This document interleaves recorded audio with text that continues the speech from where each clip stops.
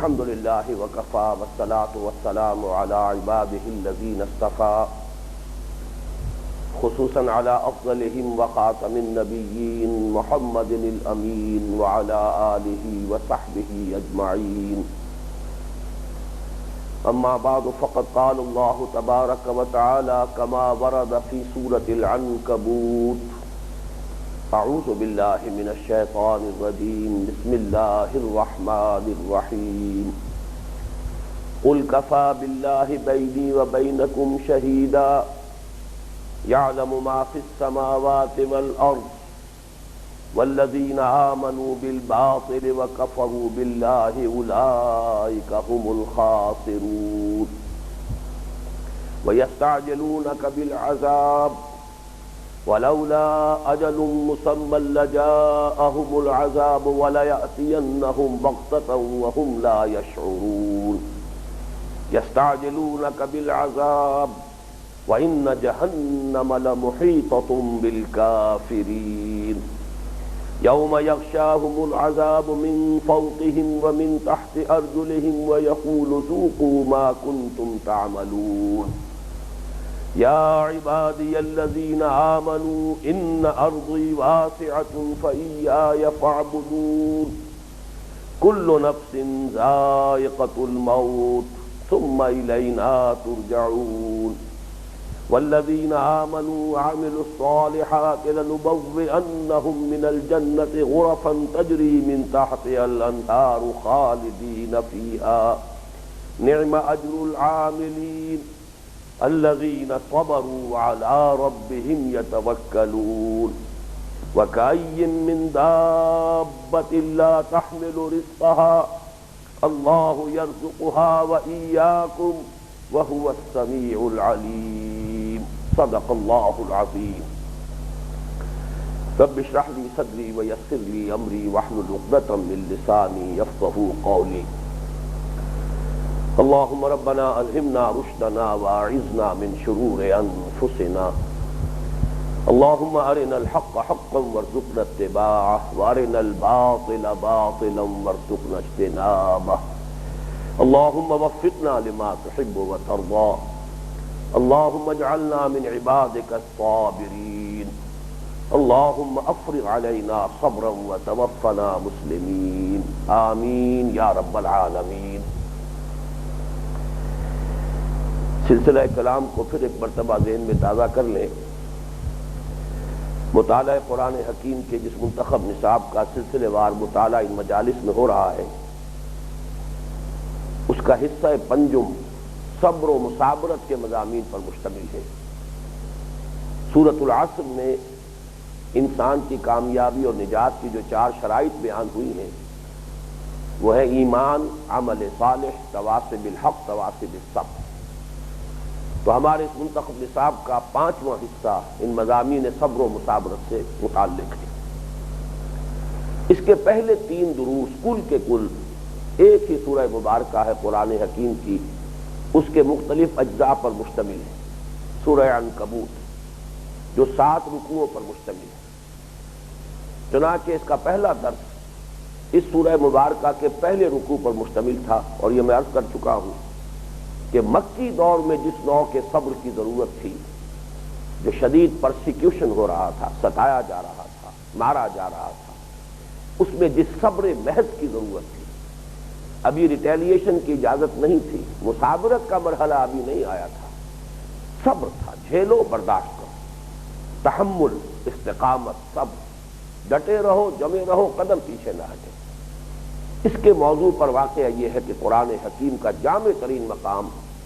وہ 13 آیات ہیں کہ جن پر سورہ عنکبوت کا پہلا رکوع مشتمل ہے۔ دوسرا درس اس حصے کا اسی سورہ مبارکہ کے 3 رکوعوں میں سے منتخب آیات پر مشتمل تھا۔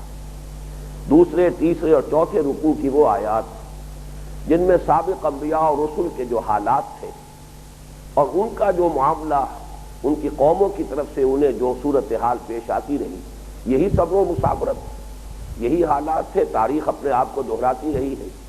ستیزہ کار رہا ہے ازل سے تا امروز چراغ مصطفی سے شرار بولہبی۔ تو انبیاء اور رسول کے جو حالات بیان ہوئے، ان میں بیچ بیچ میں وہ چیزیں بھی آئیں کہ جن کو ہم کہہ سکتے ہیں کہ یونیورسل ٹروتھس ہیں، ابدی حقائق ہیں، ان میں گویا کہ قابل تقلید مثالیں تھیں مسلمانان مکہ کے لیے، اہل ایمان جو مکے میں انہی حالات سے دوچار تھے، تو ان کے سامنے آئینہ رکھا گیا کہ تم سے پہلے جو لوگ اس کوچے میں آئے ہیں، اس کوچے کے رہنمردوں کو انہی حالات سے سابقہ پیش آتا رہا ہے، اور یہ ہے ان کا اسوہ، یہ ہے ان کی مثال۔ چنانچہ ہم نے ان 3 رکوعوں میں سے کچھ منتخب آیات کا مطالعہ کیا۔ درس سوم جو ہے وہ اس سورہ مبارکہ کے آخری 3 رکوعوں پر مشتمل ہے، 5واں، 6واں اور 7واں۔ جیسا کہ عرض کیا جا چکا ہے کل 25 آیات ہیں ان 3 رکوعوں میں، اور ان میں 2 مضامین کی لڑیاں ہیں جو آپس میں گتھی ہوئی ہیں یا گندھی ہوئی ہیں یا بٹی ہوئی ہیں، مسلسل ڈورے ہیں، لیکن چونکہ ان کو بٹ دیا گیا ہے لہذا وہ مضامین بار بار آ رہے ہیں کہ ایک مضمون آ گیا، پھر دوسرا آ گیا، پھر پہلا آ گیا، پھر دوسرا آ گیا۔ اور یہ اسلوب جیسا کہ میں نے اس سے پہلے بھی عرض کیا، قرآن مجید میں یہ اسلوب بہت عام ہے۔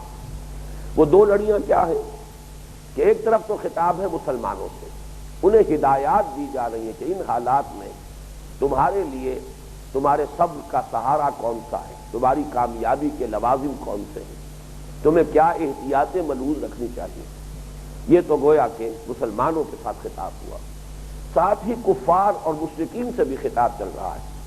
وہی جو بنیادی مضامین ہے قرآن کے جو مکی صورتوں کے ہیں،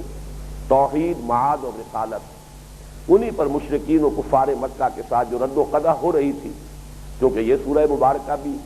مکی ہے اور مکے کے دور کے وقت سے متعلق ہے، لہذا وہی 3 مضامین یہاں بھی آئے ہیں۔ تو ایک طرف تو خطاب میں کفار و مشرکین یہ لڑی ہے، اور ایک لڑی اہل ایمان سے خطاب ہے۔ ان میں جو تجزیہ میں نے پہلے عرض کیا تھا وہ یہ کہ 11 آیات ہیں جو اہل ایمان سے خطاب پر مشتمل ہیں، اور 14 آیات ہیں کہ جن کا روح سخن اور جن میں خطاب جو ہے وہ کفار و مشرکین سے ہے۔ آج میں نے مزید غور کیا تو اس کی ایک صحیح تر تقسیم یہ ہے کہ 10 آیات میں تو خطاب ہے کلیتاً ایکسکلوسیولی مسلمانوں سے، 13 آیات میں خطاب ہے کلیتاً ایکسکلوسیولی کفار و مشرکین۔ البتہ 2 آیات ایسی ہیں جو درمیان میں آئی ہیں اور ان کے دونوں رخ ہیں، ان کا ایک رخ اہل ایمان سے خطاب پر بھی مشتمل ہے اور ایک رخ جو ہے وہ کفار و مشرکین سے خطاب پر مشتمل ہے۔ اس میں سے ہم پچھلی نشست میں پہلا رکوع جو ہے اس کا مطالعہ مکمل کر چکے ہیں۔ اس میں 2 آیتیں وہ تھی کہ جس میں خطاب جو ہے کلیتاً مسلمانوں کے ساتھ تھا۔ چنانچہ سب سے پہلی آیت یہ کہ اے مسلمانوں تمہارے صبر کے لیے اور استقامت کے لیے اصل بنیاد ہے تعلق مع اللہ، اس کے لیے تلاوت قرآن، اقامت الصلاۃ اور دوام ذکر، یہ 3 چیزیں ہیں کہ جن کا تم اہتمام کرو تو اللہ کے ساتھ تمہارا ذہنی، قلبی رشتہ اور روحانی تعلق استوار رہے گا، اور یہی تمہارے صبر کی اصل بنیاد ہے۔ اتل ما اوحی الیک من الکتاب واقم الصلاۃ ان الصلاۃ تنہی عن الفحشاء والمنکر ولذکر اللہ اکبر واللہ یعلم ما تصنعون۔ دوسری آیت پھر ایکسکلوسیو مسلمانوں سے ہدایت پر مشتمل تھی کہ اپنے اسلوب دعوت میں شائستگی اور نرمی اختیار کرو۔ ظاہر بات ہے کہ مخالفین تو پرووک کریں گے، مشتعل کرنے کی کوشش کریں گے، تم اگر مشتعل ہو گئے تو گویا کہ ان کی کامیابی ہوگی، لہذا شائستگی کے ساتھ اور بڑی ہی حکمت کے ساتھ دعوت پیش کرو، خاص طور پر اہل کتاب کو، اور کوشش یہ کرو کہ جس سے بھی گفتگو ہو رہی ہو اس کے ساتھ جو چیزیں کو قدر مشترک کی حیثیت رکھتی ہوں، جو بھی اقدار مشترک ہو انہیں اجاگر کرو، کوئی مابہل اتفاق چیزیں جو ہیں ان کو سامنے لاؤ، اس سے گفتگو کا آغاز کرو۔ اس سے یہ ہے کہ گفتگو مفید ہوگی، مؤثر ہوگی، نتیجہ خیز ہوگی۔ تیسری آیت میں جیسا کہ میں نے عرض کیا یہ برزخی آیت ہے، وَكَذَلِكَ أَنزَلْنَا إِلَيْكَ الْكِتَابَ، اسی طرح اے نبی ہم نے آپ پر یہ کتاب نازل کی ہے۔ اس آیت کا ایک رخ مسلمانوں کی طرف ہے کہ تمہیں یہ نہیں کہنا چاہیے کہ ہدایت پہلی مرتبہ تمہیں مل رہی ہے، یہ قرآن مجید ایک سلسلہ کتب کی آخری کڑی ہے، اس سے پہلے تورات نازل ہوئی، اس سے پہلے انجیل نازل ہوئی، اس سے پہلے ابراہیم کو صحیفے دیے گئے، زبر الاولین کا ذکر قرآن میں آتا ہے، صحف الاولیٰ کا ذکر ہے۔ تو یوں کہو کہ یہ ہمارا یہی سلسلہ ہے، ہم سب کو مانتے ہیں، ان پر بھی ایمان رکھتے ہیں اور اس پر بھی ایمان رکھتے ہیں۔ یہ گویا کہ رخ اس کا ہوا، لیکن اس کے بعد بقیہ جو 4 آیات ہیں ان میں اب خطاب کا رخ تھا کفار و مشرکین کی طرف، کیونکہ اس میں مضمون آیا ہے حضور صلی اللہ علیہ وسلم کی رسالت. اس کے لیے ان کا مطالبہ یہ تھا کہ ہمیں معجزے دکھائے جائیں، نشانیاں دکھائی جائیں. ایک جواب تو انہیں یہ دیا گیا جو ہم پڑھ چکے ہیں پچھلی نشست میں کہ معجزوں کا اختیار مطلق اللہ کے ہاتھ میں ہے، وہ دکھاتا ہے، میرے اختیار میں نہیں ہے. یہ معجزہ اللہ ہی دکھاتا رہا ہے، جس رسول کے ضمن میں بھی دکھاتا رہا ہے. انما الآیات عند اللہ، میری حیثیت صرف خبردار کرنے والے کی ہے. وانما انا نذیر مبین، میرا کام یہ ہے کہ میں تمہیں خبردار کر دوں. دوسرا جواب یہ دیا گیا کہ اگر تمہیں معجزہ ہی درکار ہے، حقیقتاً تمہیں کوئی دلیل مطلوب ہے، کوئی ثبوت درکار ہے، تو کیا اس قرآن سے بڑھ کر کوئی ثبوت ہو سکتا ہے؟ جبکہ محمد صلی اللہ علیہ وسلم ایک ایسے انسان ہیں کہ وہ نہ لکھے پڑھے تھے، نہ اس سے پہلے وہ کوئی کتاب پڑھتے تھے، نہ انہوں نے انشا پردازی کی کبھی کوئی مشق کی، نہ کبھی خطابت کی مشق کی، نہ انہوں نے کبھی شعر کہنے کی کوشش کی، نہ انہوں نے کوئی دیوان مرتب کیا. اے نبی، نہ تو آپ اس سے پہلے کوئی کتاب پڑھتے تھے، نہ ہی اپنے داہنے ہاتھ سے لکھتے تھے. اب یہ چیز گویا کہ خطاب بظاہر حضور سے ہے، اصل میں ان سے کہا جا رہا کہ عقل کے اندھو، اس سے بڑا اور کیا معجزہ ہوگا کہ وہ امی شخص صلی اللہ علیہ وسلم ایک ایسی کتاب تمہیں پڑھ کر سنا رہا ہے. اولم یکفی لہ انا انزلنا الیک الکتاب، کیا ان کے لیے یہ کافی نہیں؟ اگر تو دلیل درکار تھی تو اس سے بڑھ کر دلیل کوئی اور نہیں. تو یہ ہے وہ مضمون کے جو پہلے رکوع میں آ چکا. اب آج جو 9 آیات تلاوت کی گئی ان میں سے بھی یوں سمجھیے کہ پہلی 4 آیات میں تو وہ مضمون جو ہے خطاب مشرکین، کفار و مشرکین کے ساتھ گفتگو کا سلسلہ چل رہا ہے. اس کے بعد کی 5 آیات جو ہے وہ اصل میں ہمارے اس منتخب نصاب میں جو سلسلہ مضامین ہے اور اس 5ویں حصے کا جو اصل موضوع ہے صبر اور مصابرت، اس پر وہ بہت اہم مقام ہے. 5 آیات ان 9 آیات میں سے جو ابھی میں نے تلاوت کی ہیں اور آپ نے سماعت فرمائی. پہلی 4 آیات میں سے جو پہلی آیت ہے اس میں وہی مضمون چل رہا ہے جو پچھلے رکوع میں بھی تھا. رسالت کے لیے دلیل مانگی گئی تھی، حضور کے نبوت کے لیے ثبوت مانگا گیا تھا. 2 جواب تو پچھلے رکوع میں آ چکے. معجزے کل کے کل اللہ کے ہاتھ میں ہیں، اسی کی مشیت سے دکھائے جاتے رہے اور میرا اس میں کوئی اختیار نہیں. میری حیثیت ایک نذیر کی ہے، خبردار کرنے والی. دوسرے یہ کہ اگر معجزہ درکار ہی ہے تو قرآن سے بڑا اور معجزہ کون سا تمہیں مطلوب ہے؟ دلیل چاہیے، ثبوت چاہیے، تو اس سے بڑا ثبوت اور کوئی نہیں. لیکن اب آ رہی ہے وہ دلیل جسے اہل منطق کہتے ہیں کہ یہ خطابی دلیل ہے، اذعانی دلیل ہے. یہ دلیل منطقی دلیل نہیں ہے، لیکن خطابی دلیل کے اندر ہمیشہ جو متکلم ہوتا ہے اس کی شخصیت کا وزن ہوتا ہے. جیسے قرآن مجید میں کہیں کہیں حضور سے کہا گیا ہے نبی کہہ دیجئے کہ مجھے خدا کی قسم کھا کر میں کہتا ہوں کہ یہ بات یوں ہے. اب یہ کوئی دلیل تو نہ بنی، منطقی اعتبار سے دلیل نہیں، لیکن دلیل کیوں ہے کہ کون شخص ہے جو اللہ کی قسم کھا کر یہ کہہ رہا ہے؟ یہ وہ شخص ہے جس پر جھوٹ کا الزام اس کے کسی بدترین دشمن نے بھی نہیں لگایا. تو خطابی دلیل میں، اذعانی دلیل میں جو اصل وزن ہوتا ہے وہ متکلم کی شخصیت، اس کی سیرت و کردار کا ہے. چنانچہ وہ بات آئی قل کفا باللہ بینی و بینکم شہیدا، اے نبی کہہ دیجئے کافی ہے اللہ میرے اور تمہارے مابین بطور گواہ. وہ جانتا ہے کہ میں اس کا رسول ہوں، اس نے مجھے مبعوث کیا ہے، اس نے میری طرف وحی نازل کی ہے، اس سے بڑھ کر کوئی گواہ نہیں. کفا باللہ بینی و بینکم شہیدا یعلم ما فی السماوات والارض، وہ جانتا ہے جو کچھ کے آسمانوں میں ہے اور جو کچھ کے زمین میں ہے. والذین آمنوا بالباطل وکفروا باللہ اولئک هم الخاسرون، اور جو لوگ تصدیق کرتے ہیں باطل کی. یہاں لفظ ایمان جو ہے اس کے لغوی معنی میں آیا ہے.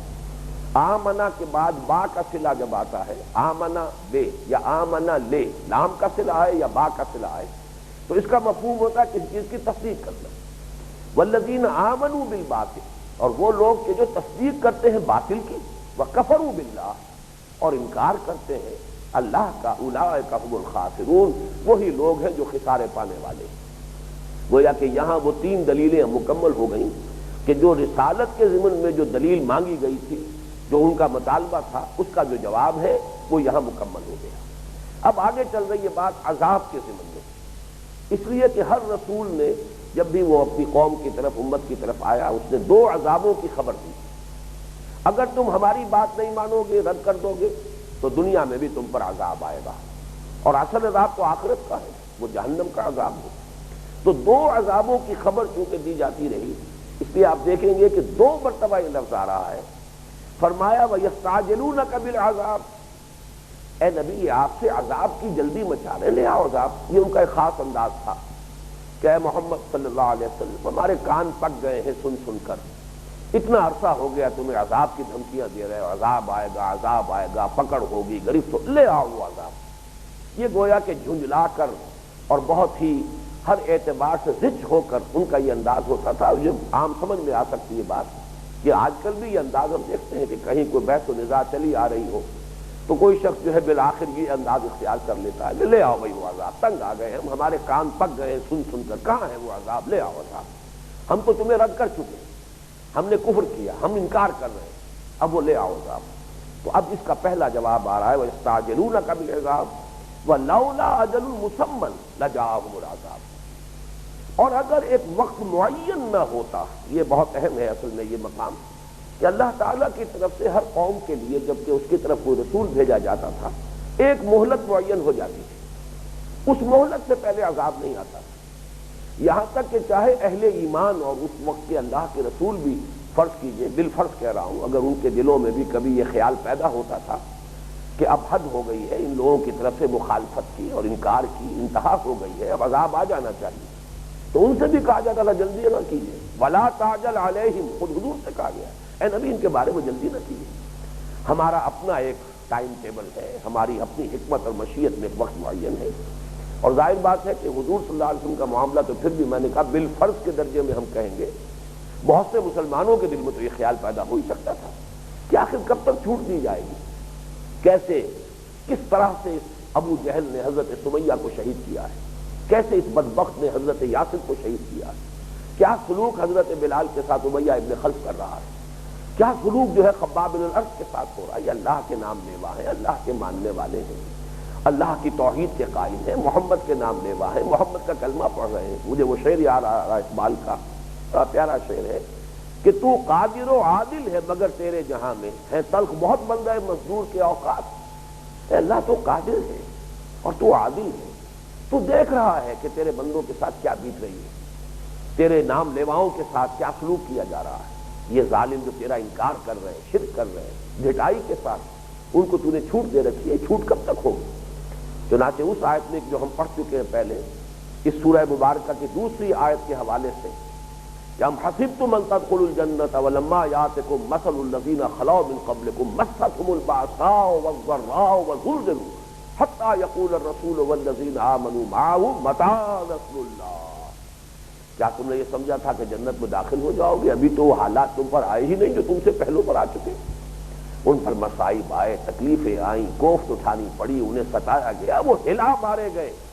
یہاں تک کہ وقت کے رسول اور ان کے ساتھی اہل ایمان چیخ اٹھے، پکار اٹھے کہ اللہ کی مدد کب آئے۔ تو یہ کیفیت جو ہے اچھی طرح سمجھ لیجئے کہ اس کے اندر دونوں باتیں موجود ہیں کہ وہ جھنجلا کر کہتے تھے کہ لے آئیے عذاب، اب ہم تنگ آ گئے ہیں، اور کچھ مسلمانوں کے دل میں بھی یہ خیال پیدا ہو سکتا تھا کہ آخر کب تک ڈھیل دی جائے گی، ڈھیل کی بھی کوئی حد ہوتی ہے۔ وَأُمْلِي لَهُمْ إِنَّ كَيْدِي مَتِينٌ، بار بار یہ الفاظ آئے ہیں، سَنَسْتَدْرِجُهُمْ مِنْ حَيْثُ لَا يَعْلَمُونَ وَأُمْلِي لَهُمْ إِنَّ كَيْدِي مَتِينٌ مَهِّلْهُمْ تَمْهِيلًا۔ ابھی اے نبی ان کے لیے ذرا مہلت دیجیے، امہلہم، ان کو مہلت دیجیے۔ تو بہرحال اس کا جواب دیا جا رہا ہے یستعجلونک بالعذاب ولولا اجل مسمى لجاءهم العذاب،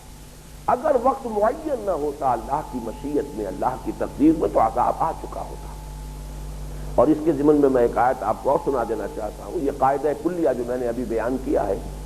سورہ اعراف کی آیت نمبر 34 میں بہت کلیئرلی انشیٹ ہوا ہے، وَلِكُلِّ أُمَّةٍ أَجَلٌ، ہر امت کے لیے ایک وقت معین ہے، ایک اجل ہے مسمى،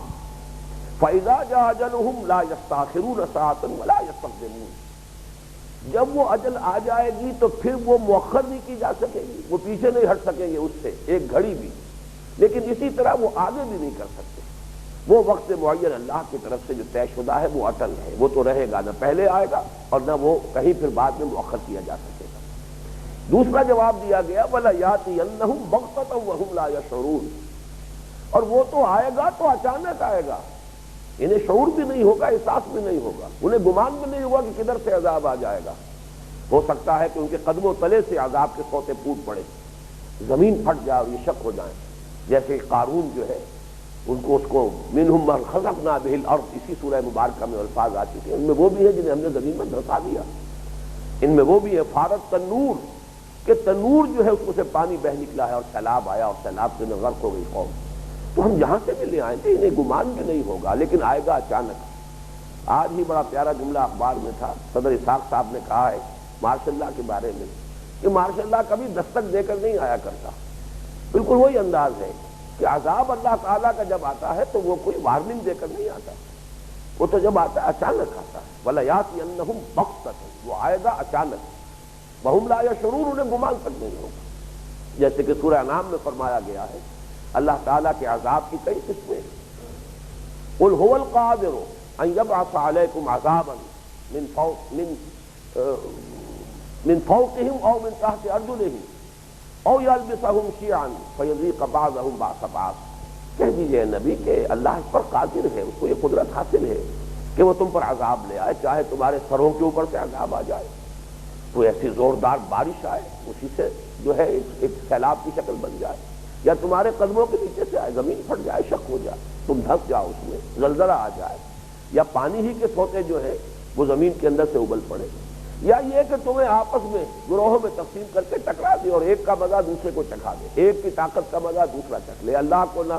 آسمان سے کوئی عذاب نازل کرنا پڑے اور نہ زمین سے کوئی عذاب نازل کرنا پڑے، آپس ہی میں ٹکرا کر ایک دوسرے کو ہلاک کر دے۔ اس کے بعد فرمایا یستعجلونک بالعذاب۔ اب دیکھیے میں نے عرض کیا تھا کہ دو عذابوں کی خبریں آتی رہیں، اور یہاں ان الفاظ کو ریپیٹ کر کے قرآن مجید کے اسی اسلوب پر غور کرنے سے یہ باتیں جو ہے وہ معلوم ہوتی ہیں، ورنہ یہاں پر اس انداز میں نہیں جو ہمارا تصنیفی انداز ہوتا ہے۔ یہ مضمون اس طور سے لکھا ہوا کہیں نہیں ملے گا کہ ہر نبی نے آ کر دو عذابوں کی خبر دی ہے، پہلا عذاب یہ اور دوسرا عذاب یہ ہمارا ایک انداز ہے، اسلوب ہے تصنیف کا، تالیف کا، مضمون نگاری کا، انشاء کا، قرآن کا اپنا انداز ہے۔ اس میں تو آپ کو تلاش کرنا پڑے گا، وہ تو خطبے کا ایک انداز ہے، ایک خطیب جو ہے وہ اپنے بہاؤ کے اندر چلا جا رہا ہے۔ اب یہ کہ آپ اس کے بٹوین دی لائن ان اصولوں کو پھر اس سے اخذ کریں گے، مستنبط کریں گے۔ تو یہاں جو دو مرتبہ آیا اسی بنا پر کہ اصل میں دو عذابوں کی ہمیشہ ہر رسول نے خبر دی۔ ایک عذاب استیصال بنا ہے اصل سے، اصل کہتے ہیں جڑ سے اکھیڑ دینا کسی قوم کو، نسیم منسیہ کر دینا، یہ دنیا میں آیا ہے، قوم کو ہلاک کر دینا، ختم کر دینا، کالم یغنو فیہا، ایسے ہو جائیں جیسے کبھی تھے ہی نہیں، جیسے یہاں کبھی کوئی آباد تھا ہی نہیں، ان کے محل اور مسکن نظر آ رہے ہیں، بسنے والے کہیں نظر نہ آئے، مکین نظر نہ آئے، مکان رہ جائے، یا جیسے کہا گیا فَقُطِعَ دَابِرُ الْقَوْمِ الَّذِينَ ظَلَمُوا، ان کی جڑ کاٹ دی۔ یہ عذاب دنیا کا تھا۔ دوسرا عذاب آخرت کا آپ دیکھیے، یستعجلونک بالعذاب وَإِنَّ جَهَنَّمَ لَمُحِيطَةٌ بِالْكَافِرِينَ، یہ عذاب کی جلدی مچا رہے ہیں، حالانکہ جہنم تو احاطہ کیے ہوئے ہے ان کافروں کا۔ یہ بڑا عجیب انداز ہے کہ اصل میں انسان کو معلوم نہیں ہوتا۔ بسا اوقات جیسے کہ بڑی آسانی سے سمجھ میں آ جائے گی بات، فرض کیجئے خدا نہ خواستہ کسی شخص کے جسم کے اندر کینسر کا آغاز ہو چکا، اسے پتہ بھی نہیں، وہ بڑا حشاش بشاش گھوم رہا ہے، کھیل رہا ہے، بھاگ دوڑ رہا ہے، دنیا کی دلچسپیوں میں مگن ہے، اسے نہیں پتا کہ کیا قیامت اس کے جسم کے اندر شروع ہو چکی ہے، اسے معلوم نہیں۔ اسی طریقے سے بسا اوقات ایسا ہو سکتا ہے کوئی بستی جو ہے وہ بڑی شاداں و فرحاں ہو، حالانکہ کوئی جو ہے سیلاب عظیم چلا آ رہا ہو، اسے معلوم بھی نہ ہو۔ ابھی جو کچھ ہوا تھا پچھلے سیلاب میں، وہ جہلم میں جو سیلاب آیا ہے اچانک، جب منگلہ کا بند جو ہے وہ کچھ کھولا گیا ہے، تو اب اندازہ کیجئے کس کو اندازہ ہوگا کہ کیا ہونے والا ہے۔ تو انسان جو ہے بالکل ایسے ہوتا ہے کہ اسے معلوم نہیں، درا حال ہے کہ اس کی موت اس کا گھیراؤ کر چکی، اس کے لیے عذاب جو ہے اسے اپنے احاطے میں لے چکا ہے، لیکن چونکہ ابھی سامنے بات نہیں آئی ہے اس لیے آدمی ڈٹائی کے ساتھ اس کا انکار کر رہا ہے۔ تو فرمایا یستعجلونک بالعذاب وَإِنَّ جَهَنَّمَ لَمُحِيطَةٌ بِالْكَافِرِينَ، جہنم تو ان کا گھیرا کیے ہوئے ہے، گھیراؤ کیے ہوئے ہے ان کا۔ یوم یغشاہم العذاب من فوقہم، اب یہاں بھی دیکھیے تیسرا جواب جو ہے یہ در حقیقت وہی اذعانی اور خطابی جواب ہے، اس لیے کہ یہ تو عالم غیب کا معاملہ ہے، اس میں ظاہر بات ہے کوئی دلیل منطقی، کوئی حسی دلیل نہیں دی جا سکتی، یہ وہی اذعانی انداز ہے، خطابی انداز ہے، غیب کی خبر ہے جو دی جا رہی ہے۔ جس دن کہ وہ عذاب ان کو یوم یغشاہم ڈھانپ لے گا، من فوقہم و من تحت ارجلہم، ان کے اوپر سے اور ان کے قدموں کے نیچے سے، ان کے پاؤں کے نیچے سے، وَيَقُولُ ذُوقُوا مَا كُنتُمْ تَعْمَلُونَ، اور پھر اللہ کہے گا کہ اب چکھو اپنے اعمال کا مزہ، اپنے کرتوتوں کا مزہ چکھو۔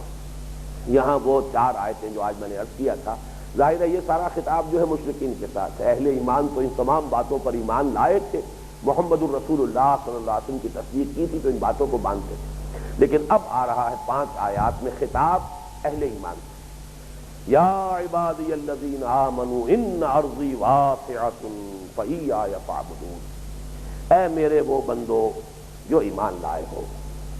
دیکھو میری زمین بہت کشادہ ہے، بس میری ہی بندگی کرو۔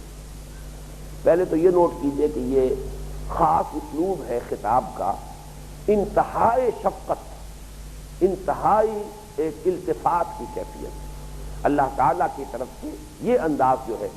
جیسے میں نے آپ کو نوٹ کرایا تھا کہ آغاز میں بڑی مغایرت کا انداز، احسب الناس ان یترکوا ان یقولوا آمنا، کیا لوگوں نے یہ سمجھا تھا کہ چھوٹ جائیں گے صرف یہ کہنے سے کہ ہم ایمان لے آئے؟ یہاں خطاب ہے، اور خطاب بھی کیسے شفقت کے ساتھ، کس قدر نرمی اس کے اندر ہے، کتنی دلجوئی کا، اے میرے وہ بندو جو ایمان لائے۔ ایک پوائنٹ میں نے بارہا نوٹ کرایا ہے، دلچسپی کی بات ہے، پورے مکی قرآن میں کم سے کم ان صورتوں میں کہ جن کا مکی ہونا متفق علیہ ہے، کہیں یا ایھا الذین آمنوا کا صیغہ خطاب نہیں آیا۔ یا ایھا الذین آمنوا سے خطاب کیا گیا اہل ایمان کو مدنی دور میں، جبکہ ان کی ایک حیثیت امت کی بن چکی ہے، تشکیل امت ہو گئی ہے۔ تحویل قبلہ جو ہے در حقیقت وہ اس امت کی کورونیشن کی علامت تھی کہ سابقہ امت معزول، اس کا قبلہ منسوخ، نئی امت جو اس قبلے کے گرد وجود میں آئی ہے اب وہ فائز کی گئی اس جگہ پر، یہ کورونیشن تھی، یہ تاج پوشی ہے۔ اور امت مسلمہ سے خطاب کے لیے صیغہ ہے یا ایھا الذین آمنوا۔ تو اس سے پہلے جو ہے مکی قرآن میں آپ کو یہ انداز نہیں ملے گا، زیادہ سے زیادہ یہ انداز جو ہے یہاں پر ملا ہے، یا عبادی الذین آمنوا، اے میرے وہ بندو جو ایمان لائے ہو۔ اور یہ التفات اور شفقت کا صیغہ یہ بھی آپ نوٹ کر لیجئے کہ خاص طور پر سورہ زمر میں بہت مرتبہ آیا ہے، چنانچہ اسی کی وہ بڑی مشہور آیت ہے، بڑی اہم آیت ہے، اور ہمارے لیے بڑی حوصلہ افزا آیت ہے کہ یا عبادی الذین اسرفوا علی انفسہم لا تقنطوا من رحمۃ اللہ ان اللہ یغفر الذنوب جميعا انہ هو الغفور الرحیم، اے میرے وہ بندو جنہوں نے اپنے اوپر زیادتی کی ہے، ظلم کیا ہے، غفلت میں زندگی گزاری ہے، اور اس غفلت کی وجہ سے کچھ غلط عادات بھی پڑ گئی ہیں، کچھ غلط عادتیں جو ہے وہ پختہ ہو گئی ہیں، اے میرے وہ بندو جنہوں نے اپنے اوپر ظلم کیا ہے، اپنی جانوں پر ستم کیا ہے، لیکن میری رحمت سے مایوس نہ ہو، لا تقنطوا من رحمۃ اللہ ان اللہ یغفر الذنوب جميعا، خلوص کے ساتھ رجوع کرو، توبہ کرو، اللہ تعالیٰ سارے گناہ معاف فرماتا ہے۔ ایک حدیث میں آیا ہے کہ اگر بندہ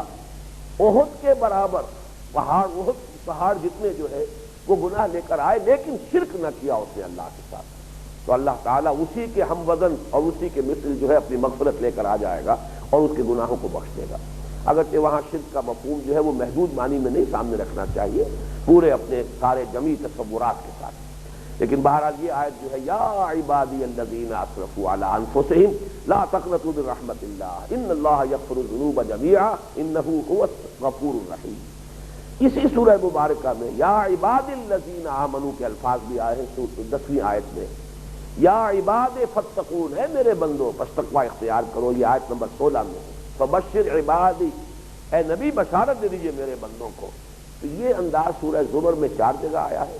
باقی یہ کہ پورے مکی قرآن میں صرف یہ آیت ہے جو میں نے آج آپ کے سامنے پڑھی ہے، یا عبادی الذین آمنوا ان ارضی واسعۃ فایای فاعبدون۔ اس میں اصل میں خطاب جو کیا جا رہا ہے وہ در حقیقت ہجرت کی طرف ترغیب دلائی جا رہی ہے، یا ہجرت کی طرف اشارہ کیا جا رہا ہے۔ دیکھو میری زمین بہت کشادہ ہے، تنگ نہیں ہے، لہذا اگر کسی ایک مقام پر رہ کر تم میری بندگی نہ کر پاؤ، وہاں کے لوگ تمہیں اس کی آزادی نہ دیں، اجازت نہ دیں، تو اس زمین سے بندھے ہوئے نہ رہو، اپنے وطن کے بندھن جو ہے اس کی بیڑیاں اپنے پاؤں میں مت پڑنے دو، تو زمین کو خیر بات کہو اور میری زمین جو ہے کشادہ ہے، اس کے اندر کہیں اور جاؤ لیکن بندگی میری کرنی۔ یعنی ہر انسان کی کوئی پرائرٹیز ہے، پرائرٹی نمبر 1 اگر یہ کہ رہنا تو یہی ہے، یہ وطن ہے، کیسے جا سکتا ہوں؟ ہاں اگر یہاں رہ کر اللہ کی بندگی کر سکوں گا تو کروں گا، نہیں کر سکتا تو مجبوری ہے، کیا کروں؟ اب مجھے غیر اللہ کی بندگی کرنی پڑے گی، اس لیے کہ اس جگہ کے ساتھ تو میں بندھا ہوا ہوں۔ تم زمین کے ساتھ نہ بندھو، اللہ کے ساتھ، اس کے دامن سے وابستہ ہو جاؤ۔ اگر یہاں رہ کر تمہارے لیے خدائے واحد کی بندگی جو ہے ناممکن بنا دی گئی ہے، تو اس کو خیر بات کہو۔ یا عبادی الذین آمنوا ان ارضی واسعۃ فایایا فاعبدون، بس میری ہی بندگی کرو۔ تمہاری پرائرٹی، یہ مرزا منور صاحب کہا کرتے ہیں بڑے پیارے انداز میں کہ مسلم کلچر یہ ارتھ باؤنڈ نہیں ہے بمقابلہ ہندو کلچر کے، وہ ارتھ باؤنڈ ہے۔ ہندوؤں کا تو ذہن ہی یہ ہے کہ زمین، دھرتی، ماتا، زمین سے تعلق، اور نہ صرف ہندوؤں کا، باقی بھی دنیا میں عام قوموں کا وطن گویا کہ معبود کے درجے میں ہے۔ ان تازہ خداؤں میں بڑا سب سے وطن ہے، جو پیرہن اس کا ہے وہ مذہب کا کفن ہے۔ آج کی دنیا میں نیشنلزم جو ہے، ٹیریٹوریل نیشنلزم، اس نے وطن کو معبود بنا دیا۔ لیکن یہ کہ علامہ اقبال نے ایک جگہ کہا ہے، ترک وطن سنت محبوب الہی صلی اللہ علیہ وسلم، ہمارے لیے تو سنت رسول ہے صلی اللہ علیہ وسلم۔ ترک وطن، وطن کی کوئی حقیقت نہیں ہے، اللہ کی بندگی ہے اصل شے۔ اگر وطن میں رہ کر سکو، سونے پر سہاگا ہے، نور علی نور ہے، لیکن اللہ کے دامن سے بندھے ہونے کی وجہ سے وطن کو چھوڑنا پڑے، چھوڑ دو۔ یا عبادی الذین آمنوا ان ارضی واسعۃ فایایا فاعبدون۔ تو پہلی ہدایت تو یہ آئی، اور یہاں ایک بات نوٹ کر لیجئے کہ یہاں تو ایک ترغیب کا انداز ہے، گویا کہ اشارہ کیا جا رہا ہے، یہاں حکم نہیں ہے، بڑے ہی پیارے انداز میں ملائمت کے ساتھ، لیکن یہ کہ اشارہ کر دیا گیا۔ اور جیسا کہ پہلے بھی میں بیان کر چکا ہوں، یہ سورہ مبارکہ اسی زمانے میں نازل ہوئی ہے جس زمانے میں کہ ہجرت حبشہ ہوئی ہے، 2 قافلوں میں مسلمان گئے، لیکن یہ ہجرت واجب نہیں تھی۔ ایک وقت پھر وہ آیا ہے جب کہ ہجرت فرض ہو گئی، اور میں چاہتا ہوں آج ذرا وقت کو اس میں کچھ تھوڑا سا لگ جائے گا، لیکن یہ کہ وہ 4 آیات جو ہے قرآن مجید میں جو نہایت اہم ہے، جبکہ ہجرت واجب کی گئی، فرض کی گئی، اس کا بھی کم سے کم ترجمہ آپ کے سامنے آ جائے۔ اس وقت یہ کہہ دیا گیا تھا، یہ آیت نمبر 89 ہے سورہ نساء کی، فَلَا تَتَّخِذُوا مِنْهُمْ أَوْلِيَاءَ حَتَّى يُهَاجِرُوا فِي سَبِيلِ اللَّهِ۔ دیکھو اے مسلمانوں، جن لوگوں نے ہجرت نہیں کی ہے ان سے کوئی تعلق نہ رکھو، ان سے تمہاری کوئی دوستی اب نہیں ہوگی، بلکہ یہ کہ ایک اور مقام پر تو بہت ہی زیادہ کھلی بات ہے سورہ انفال میں جو کہی گئی، والذین آمنوا ولم یہاجروا ما لکم من ولایتہم من شیء حتی یہاجروا۔ جو لوگ ایمان لائے انہوں نے ہجرت نہیں کی، اے مسلمانوں جب تک وہ ہجرت نہ کرے تمہارا ان سے کوئی تعلق نہیں، کوئی معاہدہ نہیں، کوئی ان کا تمہارے اوپر حق نہیں۔ اگرچہ ایک اجازت دی گئی، وَإِنِ اسْتَنْصَرُوكُمْ فِي الدِّينِ فَعَلَيْكُمُ النَّصْرُ إِلَّا عَلَىٰ قَوْمٍ بَيْنَكُمْ وَبَيْنَهُمْ مِيثَاقٌ۔ اگر وہ تم سے دین میں مدد کے طالب ہو تو مدد تم کرو، تم پر لازم ہے کہ مدد کرو، مگر ایسی قوم کے خلاف نہیں کہ جس کے اور تمہارے مابین کو معاہدہ ہے۔ یہ آیات اور یہ وہ قوانین ہیں ہمارے دین کے جن کو آج دنیا میں بالکل نظر انداز کر رہے لوگ۔ دنیا کا عام معمول ہے، اوپر قوموں کے ساتھ، ملکوں کے ساتھ ڈپلومیٹک ریلیشنز بھی ہیں، معاہدے بھی ہیں، بڑی دوستیاں بھی ہیں، بیٹھ کر ٹیبل کے اوپر جو ہے وہ معاہدے ہو رہے ہیں، اندر خانے جو کچھ ہو رہا ہوتا ہے وہ بھی دنیا کو معلوم ہے۔ یہ معاملہ اصل میں جو بھی آج کی دنیا کا چلن ہے وہی ہم نے بھی اختیار کر لیا ہے، چلو تم ادھر کو ہوا ہو ادھر، جبکہ قرآن مجید میں صاف روکا گیا ہے کہ جس قوم کے ساتھ تمہارا کوئی معاہدہ ہے کوئی اسلام اس کے خلاف نہیں کر سکے۔ اگر تمہیں اندیشہ ہے ان کی طرف سے خیانت کا، فَامْبِزْ عَلَيْهِمْ عَلَىٰ سَوَاءٍ، تو پہلے ان کا وہ معاہدہ ان کے منہ پر دے مارو، پھر اسلام کرو۔ یہ نہیں کہ اوپر سے تعلقات بھی ہیں، اوپر سے دوستیاں بھی ہیں، اوپر سے خیر سگالی بھی ہے، اوپر سے ڈپلومیٹک ریلیشنز بھی ہیں، اور اندر خانے جو ہے ان کے خلاف اقدام بھی کیا جا رہا ہے۔ یہاں دیکھیے کس پر صراحت سے کہا گیا ہے، کسی بستی میں مسلمان ہیں، کسی قبیلے میں لوگ ایمان لے آئے ہیں اور وہ ہجرت نہیں کر رہے، یہ ان کا جرم ہے، لیکن یہ کہ بہرحال وہ مسلمان تو ہیں۔ اے مسلمانوں اگر تم سے وہ مدد کے طالب ہو تو تمہارے ذمے ہے ان کی مدد کرنا، الا یہ کہ اس قوم کے ساتھ تمہارا کوئی معاہدہ ہو۔ اگر اس قبیلے کے ساتھ تمہارا کوئی معاہدہ ہے، پھر بھی وہاں کوئی مسلمان ہے، وہ خود ہجرت نہیں کر رہا اور اس کو وہ قبیلہ ستا رہا ہے، تم اس کی مدد نہیں کر سکتے۔ والذین آمنوا ولم یہاجروا ما لکم من ولایتہم من شیء حتی یہاجروا وَإِنِ اسْتَنصَرُوكُمْ فِي الدِّينِ فَعَلَيْكُمُ النَّصْرُ إِلَّا عَلَىٰ قَوْمٍ بَيْنَكُمْ وَبَيْنَهُمْ مِيثَاقٌ۔ یہ صریح قوانین ہیں جو دین نے دیے، یہ تعلیمات ہیں ہمارے دین کی۔ اب اس پس منظر میں دیکھیے جو سورہ نساء میں فرمایا گیا، إِنَّ الَّذِينَ تَوَفَّاهُمُ الْمَلَائِكَةُ ظَالِمِي أَنفُسِهِمْ قَالُوا فِيمَا كُنتُمْ۔ یقیناً وہ لوگ جنہوں نے ہجرت نہیں کی دارالکفر میں بیٹھے ہوئے ہیں، جب فرشتے ان کی جانیں قبض کریں گے تو کہیں گے یہ کس حال میں تم لوگ تھے؟ ایمان لائے اور ہجرت نہیں کی؟ قالوا كنا مستضعفين في الارض، وہ کہیں گے ہم کیا کریں، ہم تو دبے ہوئے تھے، پسے ہوئے تھے، ہم پر دوسروں کا جو ہے وہ بالادستی انہیں حاصل تھی۔ قالوا الم تكن ارض اللہ واسعۃ، وہی الفاظ آ گئے۔ تو فرشتے کہیں گے کیا اللہ کی زمین کشادہ نہیں ہے؟ کیا بڑی تنگ زمین تھی اللہ کی؟ الم تکن ارض اللہ واسعۃ فتہاجروا فیہا، کیا اللہ کی زمین کشادہ نہیں تھی کہ تم اس میں ہجرت کرتے؟ فاولئک مأواہم جہنم وساءت مصیرا، یہ وہ لوگ ہیں کہ جن کا ٹھکانہ جہنم ہے اور وہ بہت بری جگہ ہے۔ الا المستضعفین من الرجال والنساء والولدان لا یستطیعون حیلۃ ولا یہتدون سبیلا، اس میں مستثنیٰ ہوں گے صرف وہ کمزور لوگ، بوڑھے لوگ، بچے اور عورتیں کہ جن کو نہ تو راستے کا علم ہو اور نہ ہی ان کے پاس سفر کا کوئی وسیلہ اور ذریعہ موجود ہے۔ یہ معذورین جو ہے یہ تو مستثنیٰ ہوں گے اللہ کے پکڑ، اللہ کے عذاب سے۔ لیکن جو شخص صحت مند بھی ہو، جو ذریعہ بھی رکھتا ہو سفر کا، جس کو راستہ بھی معلوم ہو، پھر بھی وہ ہجرت نہ کرے، تو ہجرت نہ کرنا اتنا بڑا جرم ہے کہ فرمایا گیا کہ مأواہم جہنم وساءت مصیرا۔ لیکن یہ لوگ جو ہے فرمایا یہ مستضعفین، یہ کمزور، یہ بوڑھے، یہ بچے، یہ عورتیں جن کے پاس سفر کا ذریعہ نہیں، یا یہ لوگ کہ جو راستہ بھی نہیں جانتے، فاولئک عسى اللہ ان یعفو عنہم، یہ وہ لوگ ہیں کہ امید ہے کہ اللہ تعالیٰ ان کو معاف فرما دے گا۔ وکان اللہ عفوا غفورا، اللہ معاف فرمانے والا ہے، مغفرت فرمانے والا ہے۔ ومن یہاجر فی سبیل اللہ یجد فی الارض مراغما کثیرا وسعا، اور جو شخص بھی اللہ کی راہ میں ہجرت کرے گا وہ دیکھے گا زمین میں ہر طرح کی وسعتیں دیکھے گا اور ہر طرح کا ساز و سامان جو ہے موجود پائے گا۔ وَمَن يَخْرُجْ مِن بَيْتِهِ مُهَاجِرًا إِلَى اللَّهِ وَرَسُولِهِ ثُمَّ يُدْرِكْهُ الْمَوْتُ فَقَدْ وَقَعَ أَجْرُهُ عَلَى اللَّهِ، اور جو شخص اپنے گھر سے نکل کھڑا ہوا اللہ کی طرف ہجرت کرنے کی نیت سے، راستے ہی میں اسے موت آ گئی، تو اس کا اجر اللہ کے ذمے واقع ہو چکا۔ یہ الفاظ بڑے پیارے الفاظ ہیں، فقد وقع اجرہ علی اللہ، وہ تو اللہ کے ذمے ہو گیا، اس لیے کہ وہ ہجرت کی نیت سے اپنے گھر سے نکل آیا تھا۔ وکان اللہ غفورا رحیما، اور یقیناً اللہ تعالیٰ غفور الرحیم۔ اس ضمن میں حضرت علی کے بھی دو اشعار بہت پیارے ہیں۔ بلاد اللہ واسعۃ فضاء ورزق اللہ فی الدنیا فصیح فقل للقاعدین علی ہوان اذا ضاقت بکم ارض فصیح، اللہ کی زمین بڑی کشادہ ہے، اللہ کا رزق جو ہے زمین میں بہت پھیلا ہوا ہے، تو کہہ دو ان لوگوں سے جو اپنی بے عزتی کے باوجود بیٹھے ہوئے کسی ایک جگہ پر، ان کی توہین بھی ہو رہی ہے، اہانت بھی ہو رہی ہے، بے عزتی بھی ہو رہی ہے، لیکن بیٹھے ایک جگہ پر، اس جگہ سے گویا کہ ارتھ باؤنڈ، گویا کہ بندھے ہوئے اس جگہ سے، ان سے کہہ دو کہ جب کوئی ایک جگہ تم پر تنگ پڑ جائے تو اسے چھوڑو اور اللہ کی زمین میں کہیں اور ٹھکانہ تلاش کرو۔ تو پہلی بات تو یہ آئی یا عبادی الذین آمنوا ان ارضی واسعۃ فایایا فاعبدون۔ دوسری بات دیکھیے، صبر و مصابرت سے انسان جب کنی کتراتا ہے،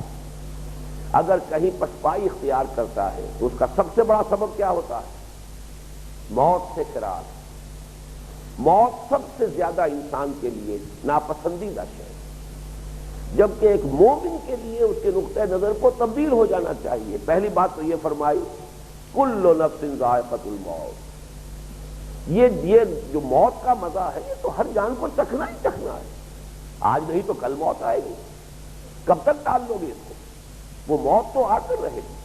بلکہ دوسرے مقامات پر مدنی صورتوں میں تو یہ ہے کہ چاہے تم ایسے قلعوں میں جا کر قلعہ بند ہو جاؤ، مشیدہ ولو کنتم فی بروج مشیدہ، پورے اس کا آپ نے اہتمام کر لیا ہو، پہرے بٹھا دیے ہو، ہر طرح کے باڈی گارڈ مسلح موجود ہو، موت تو وہاں بھی آ لے گی۔ اسی کو ہم پڑھ چکے ہیں سورہ جمعہ میں، قل ان الموت الذی تفرون منہ فانہ ملاقیکم، اے نبی ان سے کہہ دیجیے جس موت سے تم بھاگتے ہو تو وہ تو خود آ کر تم سے ملاقات کر لے گی، اسے اپنے سامنے پاؤ گے، موت سے فرار ممکن نہیں۔ تو فرمایا کل نفس ذائقۃ الموت، اور وہ حدیث میں آپ کو سنا چکا ہوں جس میں کہ حضور نے فرمایا کہ ایک وقت آئے گا، اندیشہ ہے کہ دنیا کی دوسری قومیں جو ہیں وہ تم پر ایک دوسرے کو دعوت دیں گی کہ آئیے یہ تر نوالا ہے، دسترخوان پہ جیسے کہ کھانا چلے جانے کے بعد پھر کوئی بلاتا ہے آئیے، مہمانوں کو کہتا آئیے تشریف لائیے، کھانا تناول فرمائیے،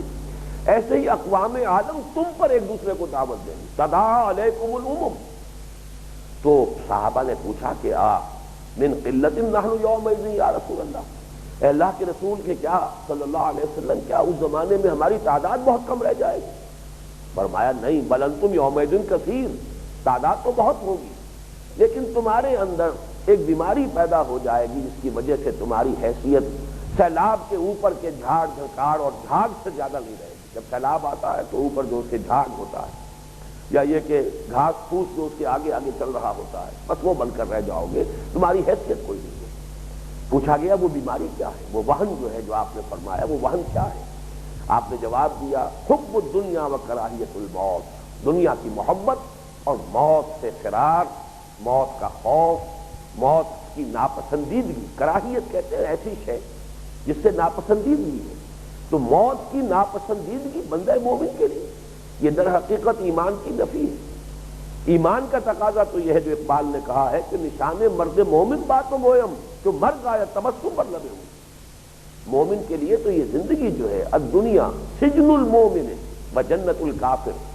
ایک صاحب ایمان کے لیے تو یہ قید خانہ ہے، یہ تو پلیس آف ڈیوٹی ہے، یہ زندگی ایسٹ نہیں ہے، ڈیبٹ ہے، یہ تو در حقیقت انسان کے لیے یہ لائبلٹی ہے، ایک ایک لمحے کا جواب دینا ہوگا کہ کس کام میں خرچ کیا ہے۔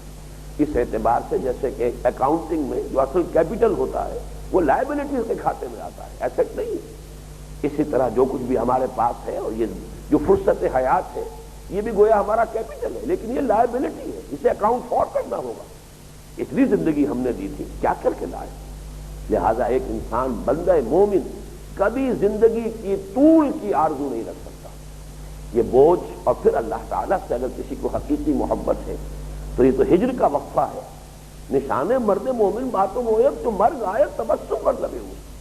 میں تمہیں مرد مومن کی نشانی بتاؤں، نشانی یہ ہے کہ جب موت کا وقت آتا ہے اس کے ہونٹوں پر مسکراہٹ ہوتی ہے، اپنے اصل حبیب، اپنے اصل محبوب، والذین آمنوا اشد حبا للہ، سب سے زیادہ شدید محبت اہل ایمان کو اللہ سے ہوتی ہے۔ تو اپنے محبوب کی خدمت میں حاضری کے وقت ظاہر بات ہے کہ کسی رنج اور غم کا کیا سوال ہے، ان کا تو تبسم ہوگا ان کے چہروں کے اوپر اور ان کے ہونٹوں کے اوپر۔ کل نفس ذائقۃ الموت ثم الینا ترجعون، اور پھر تمہیں ہماری ہی طرف لوٹا دیا جائے گا۔ اب لوٹا دیا جائے گا، اگرچہ ظاہر بات ہے کہ اس میں انسان کے اختیار کو دخل نہیں ہے، تو کشاں کشاں اللہ تعالیٰ کا حکم ہوگا اور جانا ہے۔ لیکن ایک ہے کافر کا جانا، وہ مجبوراً لے جایا جائے گا، گھسیٹ کر لے جایا جائے گا، اور ایک اہل ایمان کے لیے ہے، ان کے لیے تو گویا کہ امید کی جگہ ہی وہ ہے۔ پہلے رکوع میں وہ آیت پڑھ چکے ہیں، یاد کیجئے، من کان یرجو لقاء اللہ فإن اجل اللہ لآت وہو السمیع العلیم۔ اور یہی میں نے عرض کیا تھا، ری ایشورنس جو ہے بندہ مومن کے لیے سب سے بڑی یہی ہے کہ جس اللہ سے ملاقات کی امید میں اور جس کی طرف سے اجر و ثواب کی امید میں تم یہ سب کچھ جھیل رہے ہو، قربانیاں دے رہے ہو اور یہ سب کچھ برداشت کر رہے ہو، کبھی بھی اس وسوسے کو اپنے ذہن میں نہ آنے دینا